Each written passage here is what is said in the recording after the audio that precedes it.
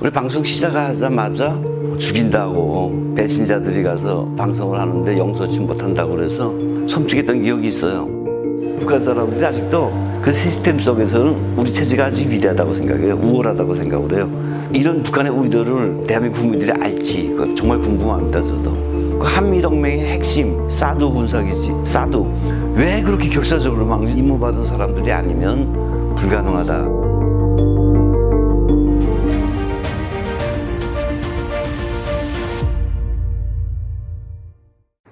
대선을 8개월 정도 앞둔 시점에서 북한 관련 핫 이슈들이 연이어 발생하고 있습니다. 그동안 단절됐던 그 군 통신선이 갑자기 복구가 되는가 하면 간첩단 사건도 발생하게 되었고요. 재난지원금 그 재원 확보를 위해서 국방 예산 중에 한 5천억 정도가 삭감되는 등 여러 가지 북한 관련 이슈들이 발생하고 있습니다. 그래서 오늘은 자유북한방송 김성민 대표님을 모시고 최근 발생하고 있는 북한 핫 이슈들에 대해서 자세한 이야기를 나눠보도록 하겠습니다.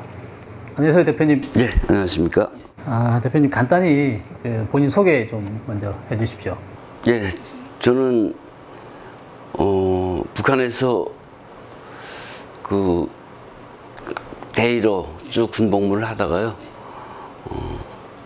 17살에 군대 나가서 19년 동안 사병 장교로 근무하다가 1996년에 이제 탈북을 해서 중국에서 한 3년 정도 생활하다가 그 사이에 이제 강제 북송 당했다가 그리고 1999년에 한국에 와서 1999년부터 지금까지 대한민국 국민으로 생활하고 있습니다. 그 와중에 뭐 여러 가지 일들이 있었는데 저는 사실 처음에 왔을 때 북한에서 작가였으니까 한국에 와서 책을 실컷 보고 몰래 숨어서 보는 게 아니라 작가 수업을 받고 작가가 되자라고 왔었는데 처음에 와서 이제 중앙대학 문창과 석사과정까지 마치고 작가가 정말 되고 싶었는데 제 인생에 이제 황장엽이라는 분이 이제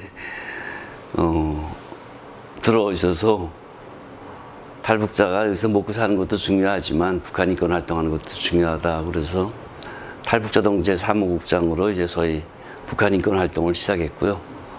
회장 거치고 그리고 한편으로는 소위 그 대북 관계 소위 평화 뭐 이런 무드 속에서 방송 중단 소리가 나오길래 노무현 정권 때 우리 탈북자들이라도 이 맥을 이어가야 된다. 북한 주민들이 그나마 유일하게 외부 소식을 듣는 게 라디오인데 그걸 한국 남조선 정부가 안 하겠다면 우리라도 하자. 그래서 2004년부터 대북 방송을 진행했고요.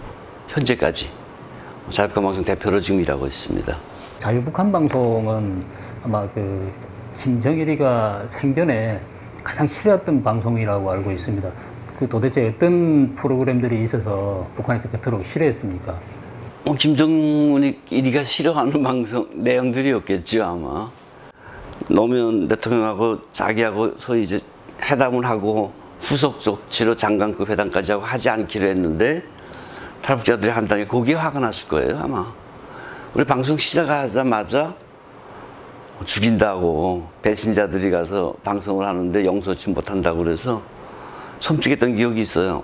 이거 진짜 그 장군님에 대한 그때 마음을 버리지 못할 때니까 장군님께서 마음 먹으면 다 한다고 생각했을 때니까 그래서 섬찟했던 기억도 있는데 어쨌든 뭐 그래도 이겨낸 것 같아요.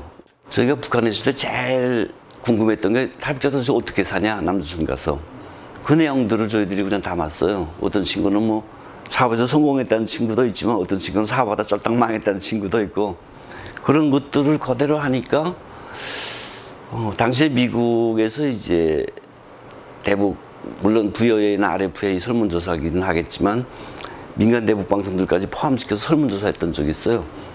그때 자유북한방송이 청취율 1위였어요. RFA하고 VOA 빼고 민간 대북 방송 중에는. 그러니까 이거는 북한 주민들이 저들 마음에 와 닿으니까. 한국에서 실제 이제 살아가는 그 모습 그대로 보여주는 게 네. 사실 북한에서는 가장 충격적이고. 완전 충격이죠. 네. 그 방송 듣고 왔다는 친구들도 있어요. 그래서 우리 방송국에서 일하고 싶다고. 그래서 어떤 내용 들었는데 하니까 어떤 친구가 이제 살아가는 걸 정말 매니아가 돼서 열정적으로 들었더라고요. 그래서 이런 것들이 역할이 있구나 해가지고 지금까지 하고 있죠.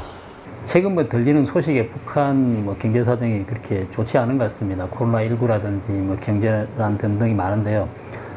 우선 먹고 사는 게 사실 중요한데 현재 그 북한의 경제 사정은 어떻습니까 지금?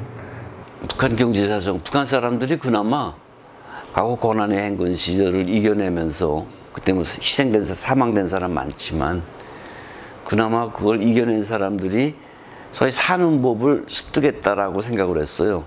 북한 주민들도 그렇고 밖에서 바라보는 우리들도. 그래서 뭐 옥수수 한 줌 있으면 그거를 그냥 옥수수 죽 써서 먹는 게 아니라 그거로 술을 만들어서 장마당에서 팔고 이윤을 만들어내고 이런 장마당의 삶을 통해서 그게 자리 잡는 줄 알았어요. 근데 이번에 코로나가 사실 정말 북한 주민들도 정말 큰 타격이겠는데 이게 지금 2년째 들이닥치면서 저들의 삶이 막 또 다른 혼란이 왔어요. 뒤죽박죽이 되고. 그래서 여러 가지 어려움이 생기겠습니다만은 이걸 만약 김정은이가 나름대로 제가 지도자라면 잘 어떻게 방법을 찾아야 되는데 얘는 방법이 없어요. 그냥 그나마 지원을 하던 중국 국경을 꽉꽉 닫아버리는 것. 이거밖에 지금 방법을 못 찾는 것 같아요. 이런 상황에서 정말 북한 주민들이 또 한 번 힘들어지지 않을까. 주민들이 고난의 행군이라는 정말 듣기에도 끔찍해 하는 고난의 행군 시기설을 다시 한번 맞게 되지 않을까라고 정말 우려스럽게 바라봅니다만 그래도 김정은이가 제 딴엔 지도자라고 하는데 북한 주민 죽어가는 거 바라게 하겠습니까? 국경을 곧 열리라고 보고요. 중국 국경을 곧 열리라고 보고 그렇게 되면 저렇게 북한 주민들이 숨통이 그나마 조금 트이지 않을까. 저는 그렇게 예측을 하고 있어요. 그 북한은 그 1990년대 들어서 경제란이 가속화되면서 장마당이 그때 새로 생기기 시작했는데 계셨을 때 그때 장마당이 있었습니까? 있었죠. 장마당이 원래는 장마당은 한 달에 한 번씩 혹은 농촌에서는 10일장이 있었어요. 한국 사회의 그 5일장 예. 10일장처럼 달에 한 번씩. 이건 문자 그대로 그 농민시장이었어요. 과거에 김일성이 농민들에게는 유일하게 텃밭을 줬잖아요. 서일거리를 하라고. 거기서 나오는 작물들, 뭐 고추, 오이, 하고 뭐 뎁사루, 빗자리 뭐 이런 것들 농산물들만 팔도록 농민시장이 과거에 있었어요. 거기서는 소위 말하는 이제 경공업 제품 일체에 거기서는 못 팔도록 했고 팔지도 않았어요. 그 식량도 안 팔았어요. 식량은 오직 양정사업사라고 하는 양식과 정치 겹한 말인데 거기서만 다루고 쌀을 같은 건 못 다뤘어요. 서일거리를 하도록 김일성이가 배려해서 만들어졌던 농민시장이었는데 이게 이제 90년도 초반부터 배급이 중단되고 사람들이 거기서 각 옥수수 뭐 모든 장사활동을 하니까 엄격하게 통제했어요. 초기에는 막 물건을 회수하고 막 엄격하게 통제했는데 이게 가속화되고 통제할 수 없는 수준에 이르렀던 게 소위 2000년대 초예요. 90년도 초중반부터 이제 장마당이 활성화되고 거기서 나름대로 국가의 기본 시스템을 깨는 불법 행위들이 일어나고 장마당이 막 확산되고 하니까 김정일이가 밀렸던 게 이게 첫 번째예요. 소위 백성들의 그 장마당에 밀려가지고 그 소위 그 7일 조치를 만들어내죠. 2001년도인가 2년도에 소위 그 경제 계획, 경제 개발을 위한 새로운 무슨 경제 시스템을 도입한다 그러면서 여러 가지 경제 시스템을 도입했는데 그 중에 하나가 시장 개방이에요. 그러니까 시장을 그때 2002년도에 직접 국가가 만들어주죠. 농민시장에서 장마당으로 국가가 만들어주고 국가가 지어주기까지 해요. 도마다 군마다 여기서만 장사활동 행위를 해라. 그리고 세금 없는 나라인 북한에서 세금을 처음으로 받아요. 또 거기서 지금 장마당은 이 자본주의 시스템인데 완전 자본주의 시스템이죠. 자본주의 시스템 도입하고 세금도 받아가 그렇죠. 자리세를 받으니까 요 내 자리 아주 고가로 자리 받고 장마당 시스템이 진짜로 도입됐죠. 근데 이게 북한 주민들에게는 정말 그 자본주의 거기에 뛰어들게 하는 행운이에요. 어떻게 보면 죽지 않게 하는. 한편으로는 체제 수호를 위해서는 엄청난 이게 마이너스죠. 이게 김정일이로서는 아뜨겠을 거예요. 막 장마당이 활성화되고 이런 과정을 통해서 북한 사람들이 나름대로 나는 그 소위 장마당 시스템 적용한다고 보고 적용했다고 보고 그렇게 봅니다. 그 북한이 극심한 경제난을 겪고 있어서 전문가들은 곧 망한다는 그 예상을 많이 했습니다. 그런데도 불구하고 예상과 달리 북한은 쉽게 망하지 않고 있거든요. 그 이유는 어디에 있다고 지금 생각하십니까? 북한 사람들은 단 한 번도 민주화 시대를 겪어보지 못했잖아요. 단 한 번도. 조선 때부터 쫙 그냥. 이런 사람들을 북한은 세뇌시키기 위한 가장 독재 체제를 지키기 위한 소위 그 중요 시스템 중에 하나가 외부 정보가 못 들어오게 하는 거예요. 그러니까 이 사람들은 몰래 뭐 드라마 보고 다 봤다고 하지만 기본적인 시스템 하에서는 외부 정보를 접할 수가 없어요. 뉴스 공장에서 우리 수령이 위대하다. 남선보다 제도적으로 우리는 무료교육, 무상치료, 제도적으로 우월하다. 그리고 아프리카 헐벗고 굶주리는 나라보다 우리가 제도적으로 우월하다.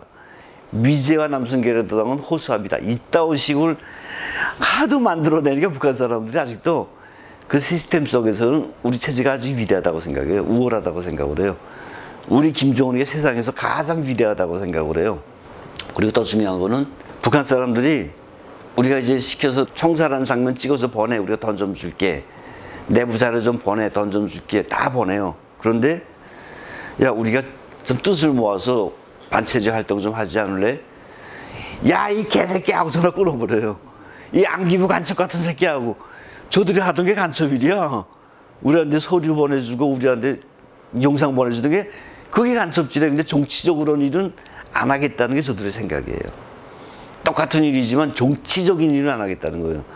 정치적인 일을 하면 저희 정치적 반동들은 무자비하게 청산하잖아요. 그리고 가족 전체를 수용소로 보내잖아요. 지금 21세기에. 그러니까 저들이 정치적인 행위만큼은 안 하겠다. 그래 강도는 해도.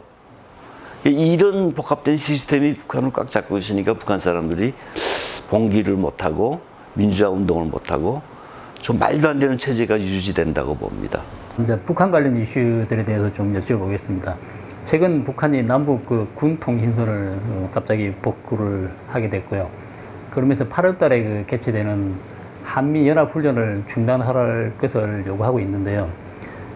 북한이 요구하는 그 의도나 본질은 어디에 있다고 보십니까? 통신선 복구한 날이 7월 27일 날이에요. 7월 28일 날에 한국 언론이 몽땅 다 복구했다 하는데 북한 주민들은 전혀 다르게 생각을 하더라고요. 전화까지 해서 알아봤는데 7월 27일은 전쟁, 조국해방 전쟁 승리 기념일이라고 달력에다가 빨간 날로 딱 표기한 날이에요, 북한에서. 그리고 김정은 시대 와서 7월 27일이 더 얼마나 부각됐는가 하면 전쟁 승리 기념일, 우리는 싸워서 반드시 이긴다, 이걸 부각시키기 위해서 과거에 김정일 때는 노동당 간부들에게 선물차 벤츠 줄 때 앞번호가 216이었어요. 216 땡땡땡땡. 2월 16일이 자기 생일이라는 거예요. 김정은은 노동당 간부들에게 선물 주는 차에 727 박았어요.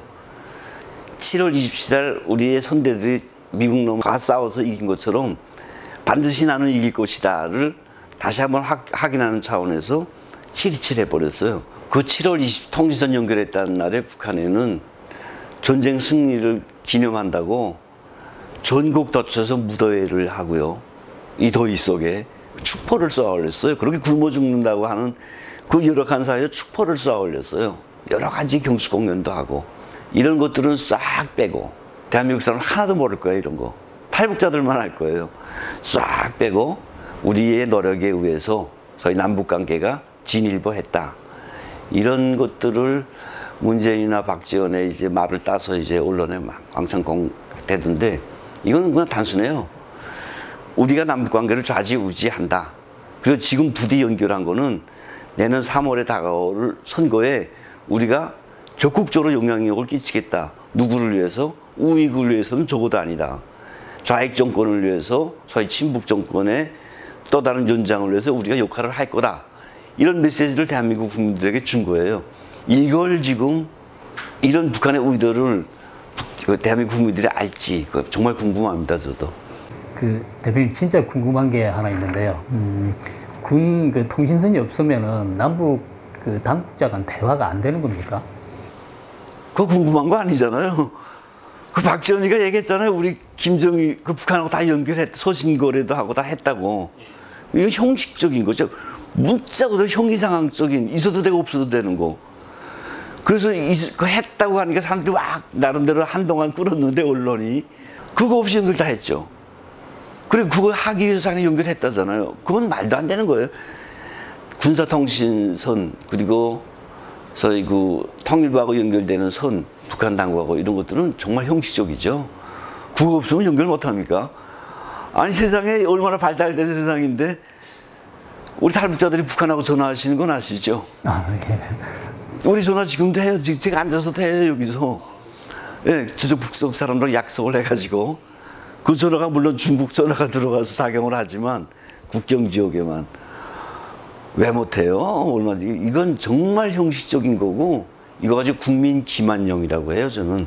국민 기만령 내지는, 세상 사람들의 눈을 뭐 이렇게 현혹시키는, 100% 그런 거예요. 근데 사실 북한에는 김여정보다 높은 상급자들이 많은데 굳이 김여정이를 내세워서 계속 뭐 담화를 발표하거나 특별한 의도가 있습니까? 김여정이의 존재를 이젠 각인이 됐잖아요. 처음에는 아무것도 아니고 심부름만 하던 애가 김정일이 이제 담배 피면 재떨이 나른 정도의 여자애가 이제는 한국과 미국과 국제사회가 공인해 버렸어요. 김여정이는 틀림없이 김정은의 유사시에 북한을 대체할 주인이 또 다른 주역이 돼버린 거예요. 그래서 김여정이를 계속 내세우는 거죠. 그 일각에서는 김여정이를 내세우는 게 나중에 협상의 여지를 남겨두기 위해서 일부러 김여정이를 내세운다 그런 또 시각도 있는데 그 점은 그것도 저는 뭐 100% 동의합니다. 그런 것도 당연히 복선으로 깔려 있죠. 북한 정권이 한 가지 목적 가지고 어떤 일을 만들어내지 않거든요. 미국을 대상으로 할 때 김여정이가 나서서 서히 그 자잘못을 저지르면 정책적으로도 북한이 잘못한 게 있을 수 있잖아요. 이걸 김정은이가 나서서 커버하고 되돌려 세운 역할을 하죠. 과거에 김여정이가 탈북자들이 삐려 뿌렸을 때 남북 사무소를 폭파한 것도 있지만 우리 군부대 개성에 군인들 들여보내겠다, 뭐 여러 가지 군사 행동하겠다 하는 거를 김정일이가 나서서 쓱 못하게 한 적도 있잖아요. 한참 엄포를 넣고. 그런 역할 앞으로도 계속 할 겁니다. 최근 그 대만 전 국방차관이 중국 스파이 활동을 했다는 혐의로 지금 그 체포돼 조사를 받고 있는데 최근에 우리나라도 비슷한 그 사건이 발생을 했습니다. 지난 8월 2일 그 북한 공작원으로부터 지령을 받은 한국 사람들이 미국산 그 스텔스 전투기 그 F-35A 도입을 반대하는 활동을 했다는 이유로 지금 이제 체포가 돼서 구속이 됐는데요. 사실 이제 근래 보기 드물게 국가보안법 위반 혐의가 적용된 사건인데요. 이번 그 간첩단 사건이 향후 남북 관계나 국제 관계에 어떤 영향을 미칠 거라고 생각을 하십니까? 지금 그 남북 서희 그 서로 화해 무드를 바라는 정부의 입장 이런 것 때문에 너무나 간첩들이 활동하기 쉬운 환경이 조성됐어요. 뭐 국가보안법도 없애자는 세상이 됐으니까. 그러니까 정말 어떻게 보면 스텔스기 같은 것들을 반대하는 게 이건 군사적인 영역이니까 여기에 걸린 사람들을 법적으로 처벌했을 거예요. 간첩은 원래 아주 잔인하게 사실 형량도 때려야 되는데 말도 안 되는 형량을 때리듯이 마지못해 한 거고. 그래서 이게 뭐 향후 남북 관계나 국제 관계에 대해서는 뭐 큰 영향을 못 미칠 수도 있다는 말씀인가요? 그렇죠. 저는 뭐 이게 뭐 영향을 절대 못 미치죠. 한국에서 벌어진 간첩 사건이 저는 이제 더 이상 남북 관계에 영향을 미치지 않으리라고 봐요. 정말 김정은이가 파견한 놈이 잡히기 전에는. 그리고 대만 그 국방차관 같은 문제는 그 지역사회의 문제죠. 그 문제는 지역에서 풀어야 될 문제라고 보고 적어도 남한처럼 이렇게 이렇게 혼탁한 환경이 아니었으면 좋겠어요. 예, 그동안 그 국방안보시설 건설 중단을 외치거나 최첨단 무기 도입을 반대하고 방해해왔던 사람들이 혹시 그 북한 공작원 지령을 받고 한 것이 아닐까 하는 의심도 듭니다. 그런데 이 점은 어떻게 생각하십니까? 그 제주도에 해군기지 할 때 결사 반대하던 사람들이 있어가지고 우리 탈북자들이랑 한국의 이제 애국 우파들이 제주도까지 간 적이 있어요. 제주도 도민들은 별로 없더만 정말 꾼들만 모여서 결사 반대를 외치더라고요. 내가 봤을 때 정말 저는 대한민국 국민으로도 보지만 탈북자의 시각으로 봤을 때 야, 저놈들은 진짜 간첩인데 진짜 그냥 이유 없이 그냥 피대도 없고 경찰들하고 막 그냥 행패질하고 결사항전을 하는데 그걸 보면서 아, 저런 사람들은 분명히 행동보험을 알잖아요. 그래서 저도 내고는 구호보면 알고 저는 그렇게 알아요. 북한에서 하던 식으로, 북한에서 하던 말투로, 북한에서 외치는 구호 이런 것들을 바라보면서 아니 이거 너무 뻔한 거예요. 저 사람들이 간첩이지. 더 깊이 한 발자국씩 해보면 그 뒤에는 북한의 간첩이 있고 북한의 지령이 반드시 있다고 봐요. 그렇지 않으면 그 중요한 한미동맹, 그 한미동맹의 핵심 사드 군사기지, 사드 왜 그렇게 결사적으로 막는지 난 이해도 안 가요. 이거는 임무받은 사람들이 아니면 불가능하다라는 제 생각입니다. 그 북한 공작원들은 어떻게 해서 그 남한 사람들을 포섭을 하고 활동을 하고 있는 겁니까? 아, 제가 간첩이 아니어서 그건 잘 모르겠는데, 그래도 간첩이었다는 김동식이나, 뭐, 이상규나, 또 소위 간첩으로 가서 소위 전향한 사람들 제가 처음 알아요. 말들은 이 사람들이 기본적으로 얘기는 안 하는데, 언론에 나온 것들만 소위 좀 들어본다고 해도, 대한민국만 간첩 포섭하기 쉬운 나라가 없다고 그러더라고요. 그만큼 한국은 안보 문제에서 많이 지금 사람들이 정서가 헝클어져 있고요. 정말 우리의 적이 누군가를 모르고 있잖아요. 대한민국 국민들이. 우리 주적이 북한이라는 걸 대한민국 국민들이 모르고 있고 정부가 그걸 유도하고 있어요. 90년대 말 정도로 제가 알고 있는데 그 후에 간첩들이 이야기를 들으면 뭐 잡혀서 자수는 했습니다만 대한민국 국민들만큼 들어가서 내가 북한에서 왔어 하고 선내용을 했을 때 덥석 잡아준 사람은 없다 그래요. 그만큼 주적에 대한 개념이 없고 이 국가보안법에 대한 저희 국민의식을 마비시키고 이런 환경이 계속 유지되면 정말 간첩들이 활동하기 좋은 세상일 거다라는 생각을 해보죠. 이 방송을 보시는 혹시 북한 동포가 계실지 모르겠는데 북한 동포나 대한민국 국민들한테 해주고 싶은 말씀이 계실 것 같습니다. 어떤 말씀을 해주고 싶으십니까? 북한 동포들보다도 이제 이 유튜브 같은 건 해외에 나가 있는 북한 노동자들 억수로 나가 있어요. 아직도 중국에도 있고 뭐 유럽에도 있고 이런 분들이 혹시 볼 수 있겠죠. 또 관심을 가지고다 보니까 그 사람들이 이제 그 외교관들이나 외국에 나갔던 사람들하고 이야기하다 보면 상대적인 행복에 대해서 자주 이야기하더라고요. 외부에 나와서 외부를 알았으면 다시 북한에 안 가야 되는 게 정상이에요. 이렇게 자유로운 사회에 남아야 되는 게 정상인데 그 많은 사람들은 다 다시 가요. 그러니까 그 사람들의 심정이 뭘까 했더니 상대적인 행복이라고 그러더라고요. 남들이 풀죽도 못 먹을 때 나는 강냉이 밥이라도 먹는다. 나는 흰밥이라도 쌀밥이라도 먹는다. 이런 상대적인 행복감 때문에 다시 가는 사람들도 있고 또 그 상대적 행복을 지키기 위해서 가서 더 열심히 당에 충실한 사람도 있고 근데 그런 사람들 향해서는 이런 말 하고 싶어요. 빨리 가족들 데리고 가서 도망쳐 나오라. 그런 행복이 아니라고. 정말 자유세계에 와서 자유를 마음껏 누리면서 이 경쟁사회 다 알 거니까 경쟁에서 이기는 사람들이 되기를 바란다라는 얘기를 드리고 싶고요. 대한민국 국민들한테는 무조건 이번에 정권을 바뀌어야 돼요. 우리 같은 사람들은 북한을 늘 염두에 두고 올바른 대북 정책이 나오길 바라는데 이거는 완전히 굴종도 아니고 이거 뭐라고 그래야 되나요? 대북 문제가 바로 풀려야 대한민국도 바로 서고 안보가 문제뿐만 아니라 대한민국의 무궁한 발전이 나는 이슈라고 생각을 하는데 저는 이런 말씀 꼭 드리고 싶어요. 정권이 바뀌어야 대한민국이 바른 나라가 되고 우리 후손들의 미래도 담보된다라는 말씀을 드리고 싶습니다. 대표님 한국 오신 지 20년이 되셨습니다. 앞으로 이제 20년 정도를 내다보시고 어떤 활동을 계획하고 계신지.